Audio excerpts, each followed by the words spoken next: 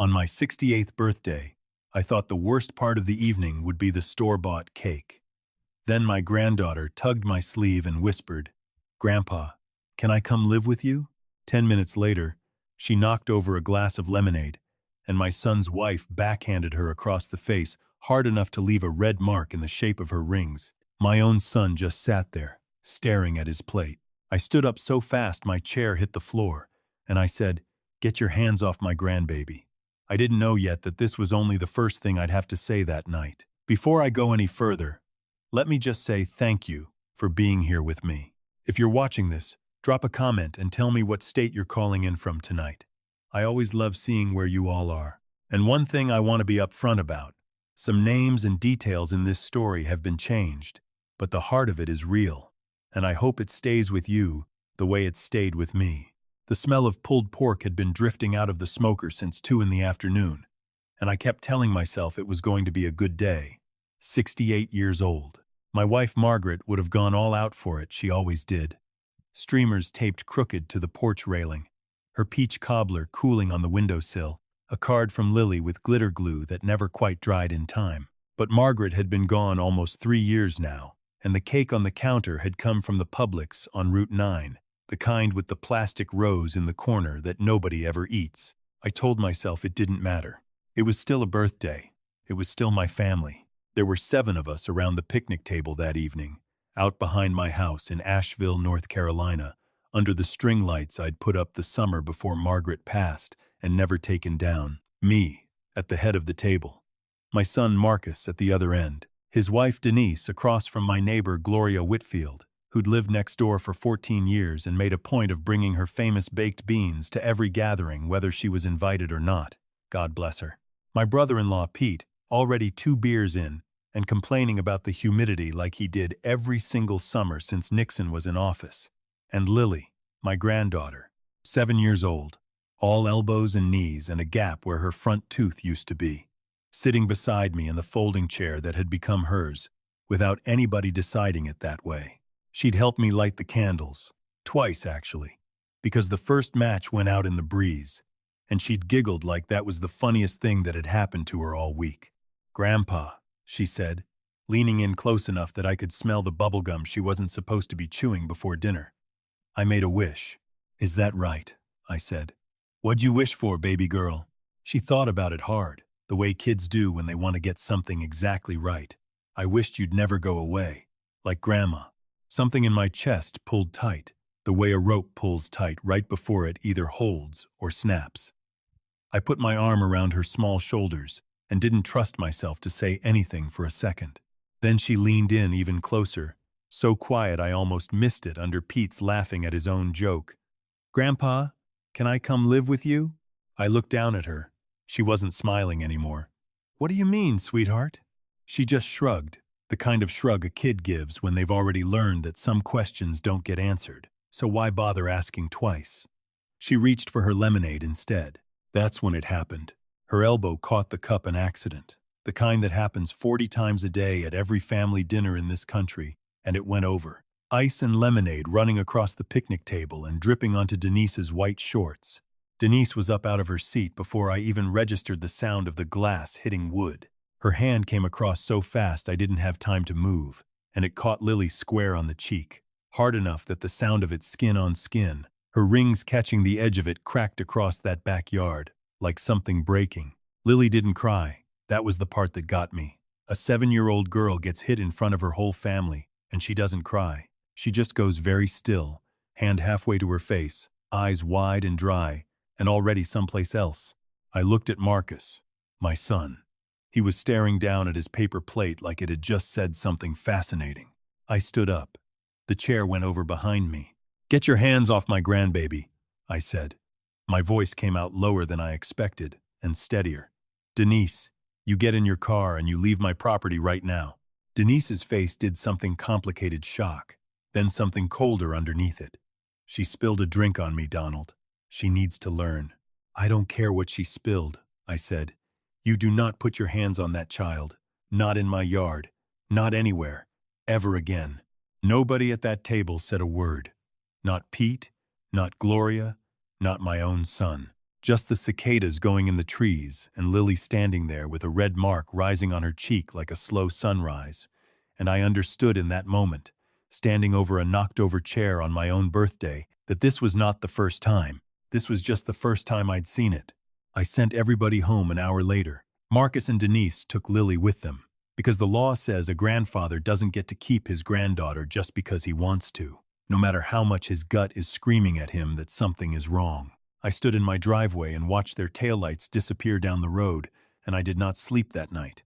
I sat in my kitchen with a cup of coffee I never drank, and I thought about the way Lily hadn't cried, and the way she'd asked if she could come live with me like it was a question she'd been carrying around for a long time, waiting for the right moment to set it down. I called my daughter Renee at 6 the next morning.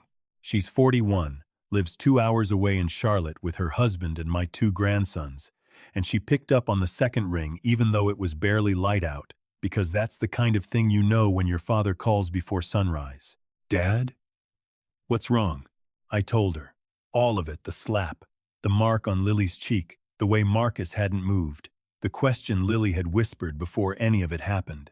I kept my voice level because that's how I'd learned to say hard things, working construction crews for 35 years, telling men their hours were getting cut or their fathers had passed while they were out on a job site 3 states away, flat and even, so the words could land without me falling apart in the middle of them. Renee didn't say anything for a long moment. Then, "I'm driving down there today." "Renee, don't argue with me, Dad. I'm coming." Her voice cracked, just slightly, on the word coming.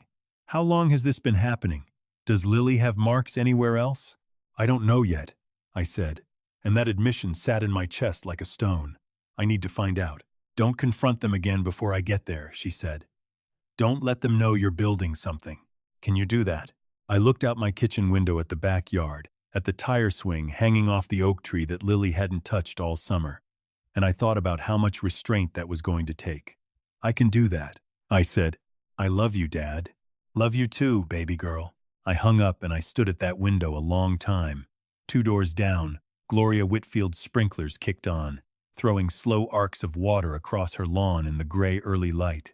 She was already on her porch, coffee mug in hand, the way she'd been every morning I could remember. She caught my eye through the window. She didn't wave.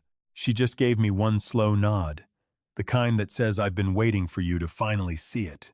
Marcus and Denise dropped Lily off at my place 2 days later for what they called a little grandpa time, which had never happened before in the 7 years Lily had been alive, and which told me something had shifted in their calculations too. I didn't ask questions.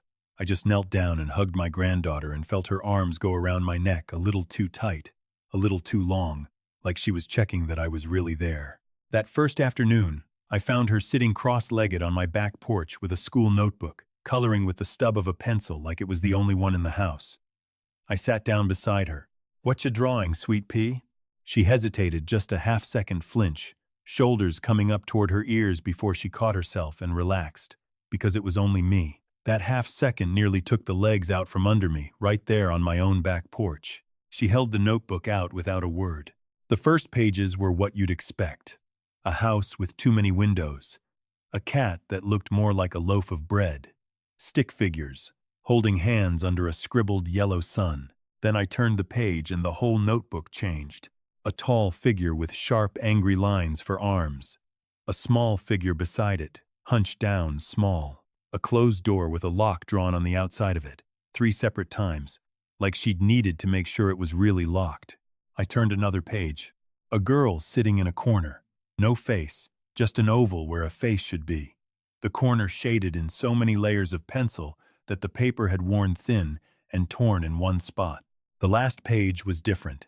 An old man and a little girl, holding hands, walking toward a big yellow sun. The only drawing in the whole notebook where the girl had a face. She'd drawn herself smiling. "Lily," I said, and my voice came out steadier than I felt. "This one, the old man and the girl, is that us?" She glanced over, still working on something else. "Yeah, we're going somewhere safe." Something in me sank another foot. "Where are we going, baby?" She shrugged one shoulder. "I don't know, but not there." I set the notebook down. I stood up, walked to the edge of the porch, and gripped the railing with both hands until my knuckles went white, because I needed a second where she couldn't see my face. 35 years of framing houses in every kind of weather Tennessee could throw at a man, raising 2 kids of my own, sitting beside Margaret through 8 months of chemo, I knew how to hold myself together. But there is a particular kind of grief that lives in a child's drawing when she's too young to know how much she's telling you. That reached somewhere in me I didn't have defenses built around. I went back and sat down. "No one is ever going to hurt you again," I told her. "Not while I'm breathing. You understand me?" She nodded slowly, filing it away the way kids do with promises they want badly to believe. That night, after she was asleep in the guest room, I went up to my own closet looking for an old fishing tackle box I thought might have the right size hooks for a trip Pete kept talking about. My hand brushed past Margaret's side of the closet. I'd never cleared it out. Couldn't bring myself to and closed around something square and metal on the top shelf. A cookie tin. The kind with a faded picture of a cardinal on snow-covered branches. The kind Margaret had kept buttons in for 40 years. It was heavier than a tin of buttons had any right to be. Inside was a spiral notebook, the cheap kind from the drugstore. A sealed envelope with my name on it in Margaret's handwriting. The letters slanting more than they used to in her last months when her hands had started to shake. And a photograph, face down. I sat on the edge of the bed and opened the notebook first. Her handwriting filled the pages, not a diary exactly, more like a log. Dates down the margin. March 3rd. Denise told Lily to stop being dramatic when she skinned her knee on the driveway. Lily stopped crying immediately, like she'd practiced.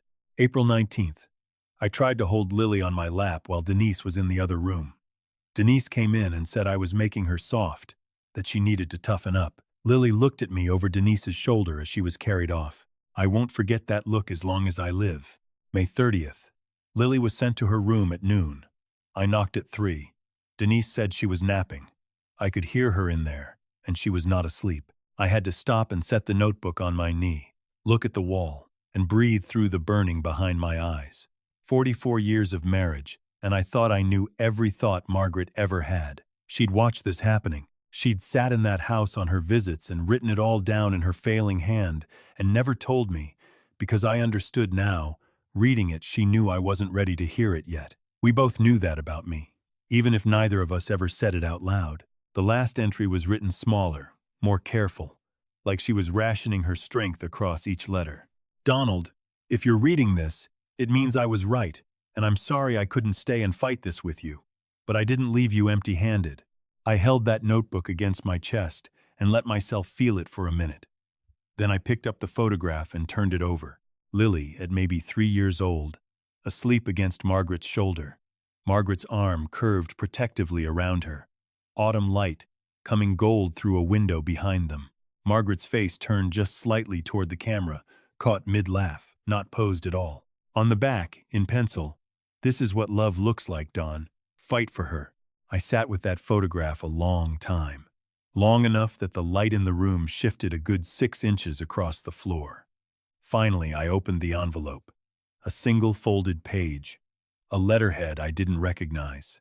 Coleman and Associates, Family Law, Biltmore Avenue, Asheville, North Carolina.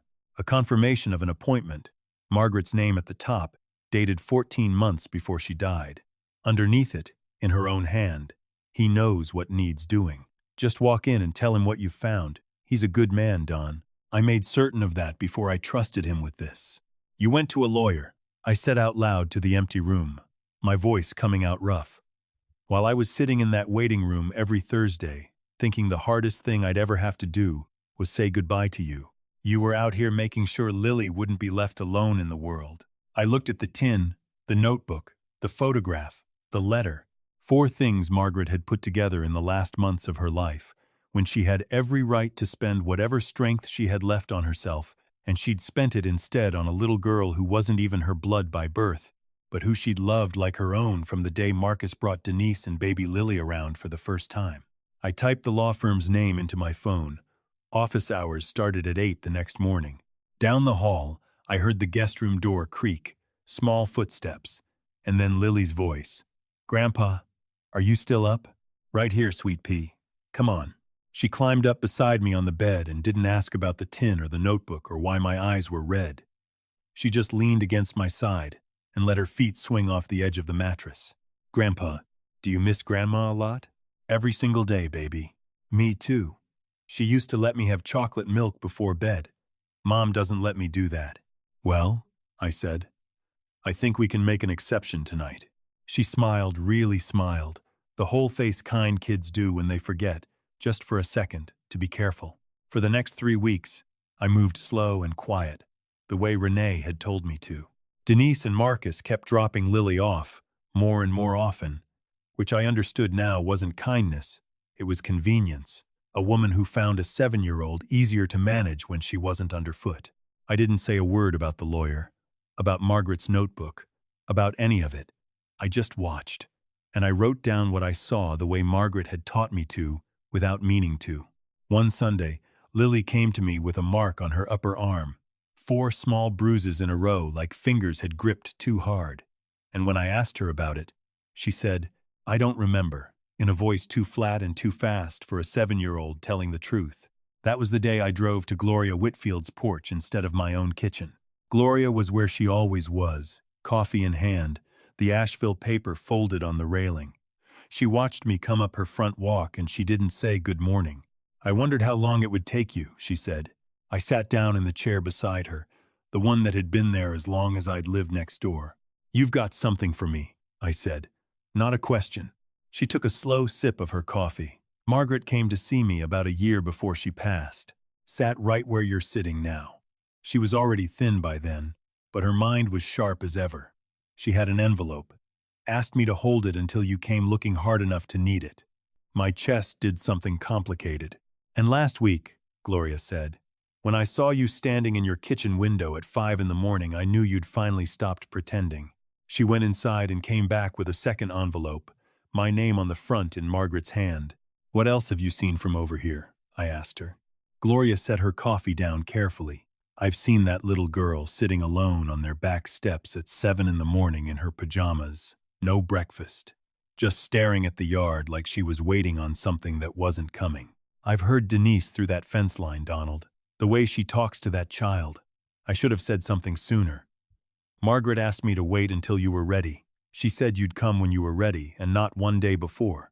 I opened the second envelope on Gloria's porch. Inside was a copy of the same appointment letter, and beneath it, a note in Margaret's hand that I hadn't seen before. Gloria has been recording what she sees from her property since February. Ask her for it when you're ready to use it. Gloria was already reaching into her cardigan pocket. I've got 6 months of video on my phone, time-stamped, all from my own yard, which my lawyer tells me is perfectly legal in this state. I was waiting for you to ask. I sat on that porch a long while, holding 2 women's proof of the same terrible truth, and I understood that I had not been the only one keeping watch. I had just been the last one to see it. That afternoon, I sat down with James Coleman himself, a broad, unhurried man in his 50s with reading glasses pushed up on his head, who listened to the whole story without interrupting once and then said, Your wife came to me 14 months ago and told me this day would come. She wasn't wrong about much, was she? He opened a drawer and pulled out a file with Margaret's name already on the tab. She set up a trust account for Lily's future care. She documented everything she personally witnessed, and she made me promise that when her husband finally walked through that door, I'd fight for that little girl like she was my own granddaughter. So let's get started. The weeks that followed moved slower than I wanted and faster than I could stand. Renee stayed with me most of that time, working her law firm job remotely from my kitchen table, building a folder of her own bank statements, because it turned out Denise had been draining a joint account Marcus barely checked, nearly $91,000 over 18 months, routed through a business that didn't seem to actually do any business. Renee found a forged signature on one of the transfer authorizations. Mine. One evening, Denise cornered me in my own kitchen while Marcus was outside on the phone. She poured herself a glass of wine and sat across from me with an expression I'd come to recognize as her company face warm, careful, entirely rehearsed. I know things have been tense, she said. I overreacted at the party. I want you to know I regret that. Go on, I said. You've been through so much grief, Donald. Losing Margaret, adjusting to being alone. I think you've latched onto Lily because you need somewhere to put all that love. I understand it. I do, but our daughter is fine. She has 4 fingerprint bruises on her arm, I said. Denise didn't flinch. Kids bruise. They're clumsy at that age. She asked if she could come live with me, I said. Before any of this even started. Before the party. For just a second, something cracked behind Denise's careful expression, not guilt. Something colder, calculating. Then she reached across the table and put her hand on top of mine. What do you want, Donald? Money? We could set something up. A monthly transfer from the account. Whatever would make you feel secure. My account, I said. $91,000 of it. Gone in 18 months. I've seen the statements. My lawyer has copies. The wine glass stopped halfway to her mouth. You've spoken to a lawyer. My wife spoke to one first, I said. About a year before she died. Turns out Margaret was thorough about a great many things. Denise's face went through several expressions in the span of a few seconds, and none of them were fear exactly. They were closer to a woman running calculations, looking for the angle that still worked. She stood up so fast her chair scraped against the tile. If you do this, she said, low and even, I will make sure Marcus cuts you out completely. No visits, no Lily. You'll spend your last years alone in some facility wondering why nobody comes. I stood up too. At my full height I had 4 inches on her, and 68 years of standing my ground on job sites, in hospital hallways, and at a graveside in the pouring rain. Denise, I said, you just told me exactly what you were planning to do. Thank you for that. I walked down the hall, and Renee opened the guest room door before I even knocked, holding up her phone, the recording timer reading 4 minutes and 8 seconds. Got every word, she said. The trial was set for the 2nd week of November. In the 3 months leading up to it, Lily started sleeping through the night for the first time since she'd come to stay with me. She stopped flinching when doors opened. She asked for a dog, and I told her that once all this was settled, we'd go to the shelter together and pick one out ourselves, not a promise I made lightly, and not one I intended to break. The Buncombe County Courthouse sits up on a hill the way courthouses in old mountain towns always seem to, like the whole town agreed a long time ago that justice ought to be visible from a distance. The morning of the hearing was cold and clear, and I stood on the steps a minute before going in, thinking about Margaret, who had never once set foot in that building but whose work was about to be laid out across a conference table inside it. James Coleman opened with the facts, laid out plain. No flourish, a grandfather, a granddaughter, a home where a 7-year-old girl had learned to sit silent in a locked room and draw pictures of herself with no face. A pattern of financial exploitation stretching back a year and a half.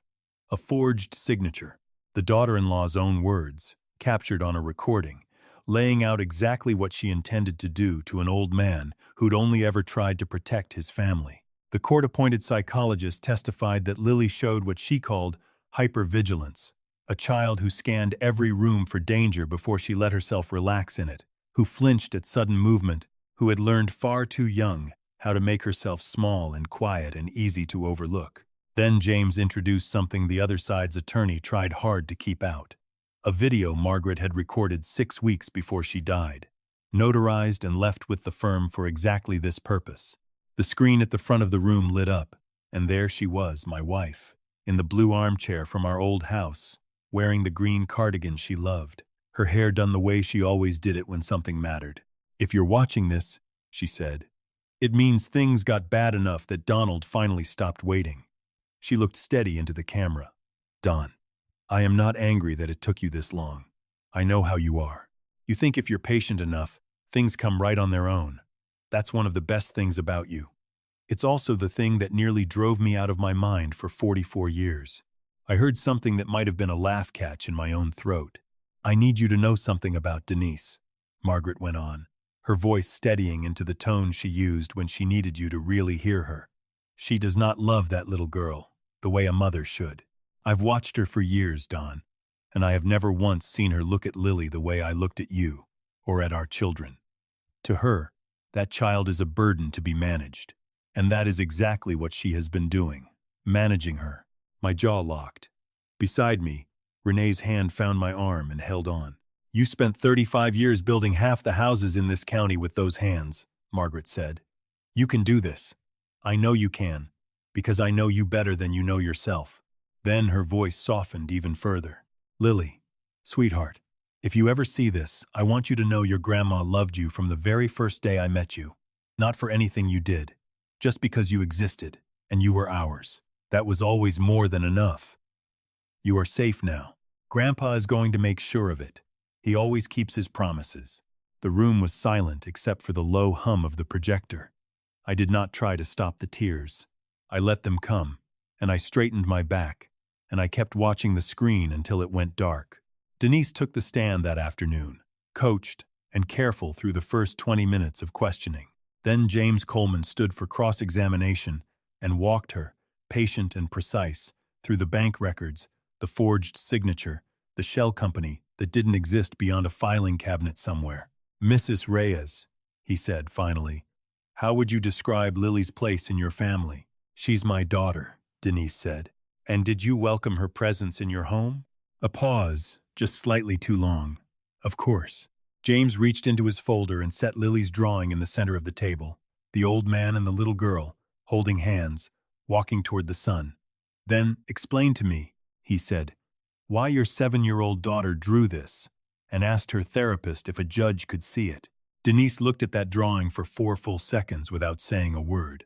And in those 4 seconds, I watched the careful, managed expression she'd worn through the entire hearing come apart, completely, not into tears, not into anger, into something hollowed out and empty underneath. Her attorney leaned in and whispered something. She didn't seem to hear him. "Mrs. Reyes," James said, quiet now, almost gentle. "Did you love that child?" Denise's hands pressed flat against the table. Her jaw worked. And then, in a voice that came out too fast, too honest, stripped of every careful thing she'd built for months, "That kid has always been a burden." The room went completely still. Her own attorney closed his eyes. The judge set down her pen and looked at Denise for a long moment. And I understood, watching that woman's face, that she knew exactly what she'd just done, and that no lawyer alive could take those words back for her. The judge took 40 minutes to return. When she did, she granted full permanent guardianship of Lily to me, referred the financial matters for criminal prosecution, and ordered supervised visitation for Marcus and Denise to be determined by a family mediator. She set down her papers, looked over her glasses at the room, and said, "This court is adjourned." I sat still for a moment after the gavel came down. Then I felt a hand on my shoulder and turned to find Marcus standing there in the gray suit I'd bought him for his college graduation 12 years ago, his face doing something complicated that I didn't have a word for yet. He didn't say anything.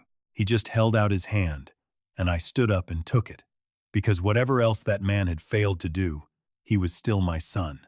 And some doors you leave open, even when you have every right to close them. November turned into spring the way it does in the mountains, sudden and green, dogwoods blooming along the fence line, the whole world smelling like it was starting over. 1 full year had passed since I'd stood up at a picnic table on my birthday and said 7 words I never planned to say to anybody in my own family. I was in the kitchen at 6 in the morning when Lily found me, hair sticking up on one side, dragging a stuffed rabbit by one ear across the floor. She climbed onto the stool at the counter and set the rabbit down beside her like she was settling in for serious business.